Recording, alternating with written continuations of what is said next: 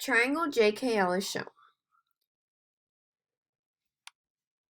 DEF is congruent to triangle JKL. Which triangle could be DEF? So we know if we have two congruent triangles, that means all of the corresponding angles are congruent and all of the corresponding sides are congruent.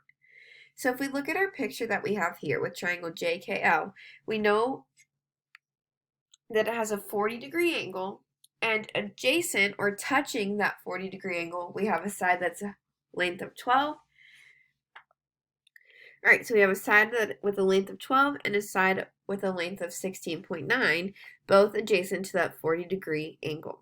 So if we look at our pictures here, we know that we have to have a 40-degree angle.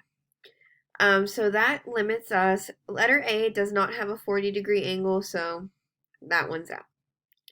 The other three choices all have one angle that's 40 degrees. So now we need to look and see the side lengths. Here in choice B, we have a 40-degree angle and we have a side that is a length of 12. But this side that measures 12 units long is not adjacent to the 40-degree angle. So B can't be congruent to triangle JKL. Same thing here if we look at option D, we have a 40-degree angle, but our side length of 12 is not adjacent to the 40-degree angle. It's not touching it. So it can't be option D, which leaves us with the correct answer of C.